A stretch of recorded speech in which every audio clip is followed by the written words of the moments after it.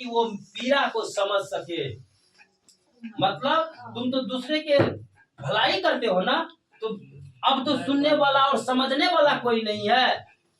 अंतिम में मैं आपसे प्रार्थना कर रहा हूँ बादल से कि मेरी पीड़ा को तो समझिए, मेरे कष्ट को तो समझिए। मेरी कष्ट को आप ले जाकर के कहाँ जाइए? उस विश्वासी सुजान के घर बरसाओ। किसके घर? उस विश्वासी, इसको देखो कितना अभी भी दे रहा है तवज्जो। विश्वासी सुजान के घर बरसाओ ताकि वो पीड़ा को समझ सके कि किस पीड़ा में, किस राह में। समझ में आया? तो ये था घनानंद का दूसरा पंक्ति सतंजा। अब इसी का एक इधर है क्वेश्चन आ रहा है, कभी प्रेम मार्ग को यानी कि प्रेम के रास्ता को अति सुधो क्यों कहता है? मतलब सीधा मार्ग क्यों कहता है? इस मार्ग की विशेषता क्या है? समझिए। देखिए कविवर जी प्रेम मार्ग को अति शुद्ध मतलब अत्यंत शुद्ध सरल, अत्यंत शुद्ध और सरल इसलिए कहा है क्योंकि इस मार्ग पर अर्थात इस रास्ते पर, मार्ग मतलब क्या होता है? रास्ता पर चलकर मनुष्य बिना खर्च किए हुए सब कुछ पा सकता है। प्रेम का मार्ग में हमारा कुछ खर्चा नहीं होता है। क्या खर्चा होता है? अच्छे से व्यवहार करना, अच्छे से बोलना, कुछ खर्च नहीं। कुछ जहाँ दुकान करेंगे तो पैसा लगेगा, तब तो सामान लाएंगे, तब बेचेंगे। लेकिन प्रेम में मेरा कुछ ही खर्चा नहीं होता है। देखिए पर चलकर मनुष्य बिना खर्च किए हुए सब कुछ पा सकता है। इस मार्ग की विशेषता, इस मार्ग में सत्य का स्वाभिमान समाप्त हो जाता है। सत्य का स्वाभिमान क्या हो जाता है? समाप्त हो जाता है। तथा चतुराई का भी इस मार्ग में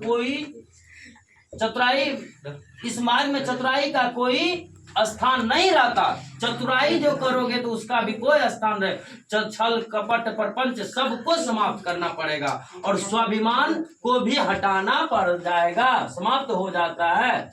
ये कविवर जी घनानंद जी प्रेम मार्ग को अति सुधा इसलिए कहा है जी। दूसरा क्वेश्चन है मन लेहू, मन मतलब इच्छा भर। हाँ इच्छा भर। मन लेहू पे देहू छटाक नहीं। छटाक मतलब कनिया का नहीं, थोड़ा सा भी, कम से कम अगर मेरे से इच्छा रखो तो उधरों से इच्छा रखो तब तो होगा। मन लेहू पे देहू छटाक नहीं, तनिक भी नहीं। छटिक मतलब क्या होता? तनिक नहीं, तनिक। कवि का क्या अभिप्राय, क्यों बोल रहा है?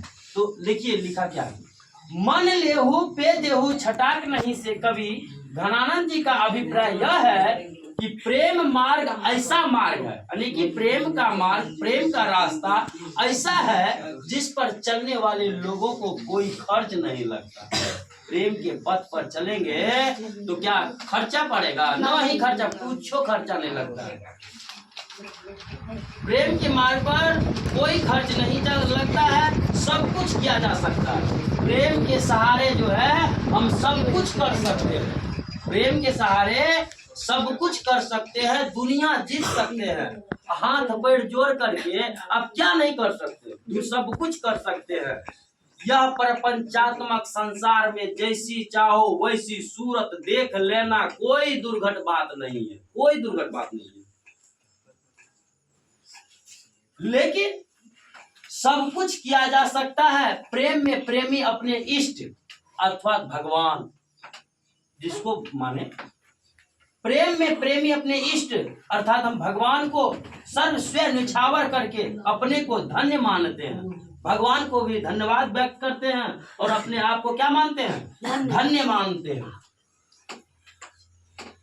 इसमें संपूर्ण समर्पण की भावना उजागर किया जाता है। प्रेम का मार्ग में समर्पण की भावना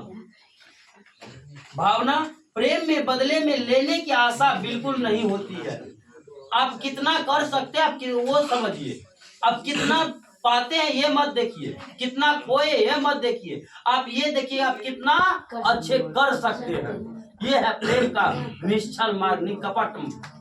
अब कपटी लोग इस पर नहीं चल पाते हैं। ऐसा कौन बोले हैं? घनानंद जी। तो ठीक है, चलिए अगला में तो फिर